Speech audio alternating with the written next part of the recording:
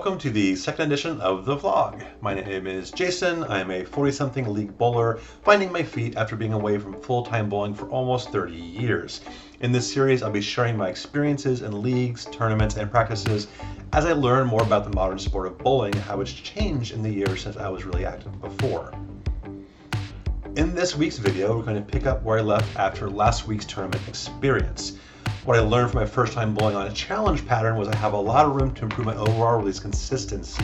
This is a problem I largely knew about, but hadn't probably been in an environment where I could see what happens when you can't consistently hit a mark or release the ball the same way repeatedly.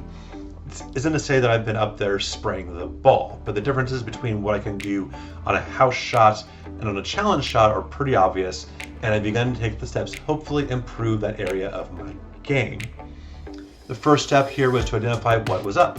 I reached out to a coach who frequents Luke Rosedal's Discord. They asked me a few questions and were able to identify I was probably over squeezing the ball. After standing in my office throwing a ball behind me with some backswings, this actually was correct. I didn't always do it, but I did it enough that I could identify the feeling I had when I was squeezing it and when I wasn't.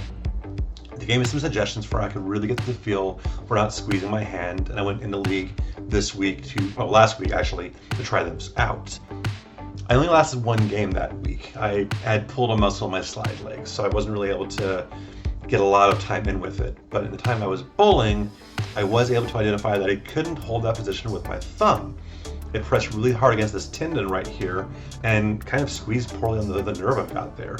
So I looked into things a little bit more, discussing things on the Discord with people, and figured out I probably need to reduce my span a little bit. So I went and visited the pro shop and asked about doing that.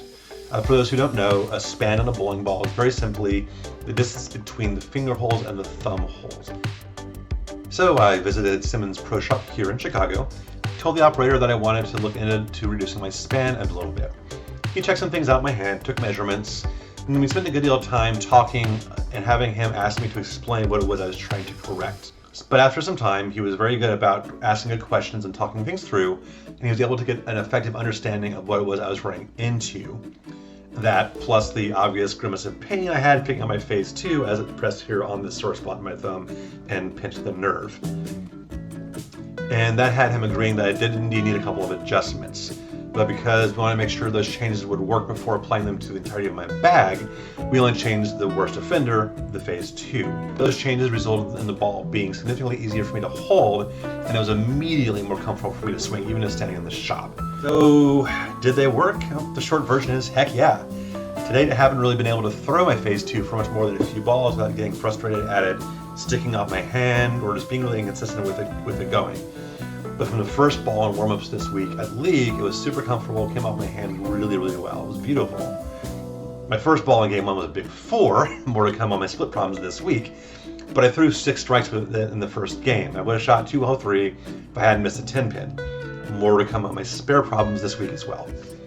One of the issues with the 5 versus 5 league is that lanes can change really quickly over the course of the night. There's just so many bowlers on the pair. And so midway through the second game, I had moved all the way over to stand on 35. And while I was still getting strikes with the phase 2, it was really starting to dive across the head pin, and I didn't really have a feel for playing with the ball that deep yet. So I went ahead and switched to my IQ Emerald, which I'm very comfortable with. I didn't have as much luck with it for the rest of that game, but after remembering I could actually increase my speed with the ball, I finished the series with strikes on 5 of my last 8 shots. That wasn't the whole story though, as my scores tonight were pretty miserable. I went 192, 161, 167 for a 520. That was a pretty big letdown, but once I got home, got rested, slept on it, and looked through my scores for the next day, it was pretty clear what happened. First, one of the things I was warned about with engaging my wrist more, which is one of the pieces of advice I was also given to help relieve the stress of my thumb, is that I might increase my rev rate a little bit. And I haven't yet measured it, but based simply on my race results, I'm pretty sure it did. My ball seemed to be finishing a lot stronger than it has previously this season, and the 4 big splits I left, I don't think I was prepared for that to really happen as much as I would have liked. Honestly, this is a really good problem to have, as I can really adjust for that over the course of the season. It's just going to take a lot more practice and having more experience with the ball with my release, with maybe some increased rev rates. We'll see how that goes over the course of the year. The second issue is that my spare shooting was really, really bad. I was 64% on makeable spares, not counting a washout, which some people consider to be makeable.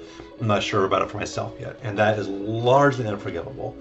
Though thinking about it after the fact, I'm pretty sure this was probably affected a little bit by my release changes. So Friday morning before work, I went down to Waveland to basically shoot corner spares for an hour. I feel like I got my right side spares back in order, so I should feel pretty good about 10 pins. But I'm still having some problems with 7 pins. For some reason, I'm having a real difficult time shooting across my body. I'm trying to get my feet and shoulders turned before beginning my approach. It's helping a little bit, but I'm still having a big problem, largely missing 2 bores to the right and then narrowly whiffing. I think at this point it's going to be about getting my backswing to be lined up with that shot. But if you have suggestions about how to shoot across your body with plastic, please feel free to leave a comment below. I will happily read it and try things out. So going forward, I think I'm mostly going to keep working on the current stuff mode. I need to get a feel for my equipment post-adjustment and to learn what I can do with the Phase 2 under wider conditions. And I need to keep working on the consistency of my spares, which I think all bowlers do, especially on my left side. So there'll be some morning practice sessions as I'm able to over the coming holiday weekend. Thanksgiving is coming up here in the US. I also have a tournament coming up this weekend. There's a tiny 8-lane house up in Wakanda, Illinois, not that Wakanda, that runs a multi-week event. My league secretary organized a group to go up there and bowl a squad of it together. I don't know what the pattern will be. It may just be house, and there's a scratch division on top of a standard handicap division. It's going to be 4 games across all 4 of the pairs in the house, and they'll take the best 3 games. So it's something I'm going into as a chance to continue practicing in a tournament environment, though not one as competitive or challenging as the last one. It should be fun, and I'll have a recap of that event for next week's video. If you're interested in watching that, be sure to subscribe to the channel below, and if you are enjoying these recaps, hit the like button, and that lets me know that you're enjoying them. Other than that, thanks for watching, and I'm looking forward to continuing my learning and improving, and I appreciate every one of you for coming along for the ride. Good luck, and many strikes.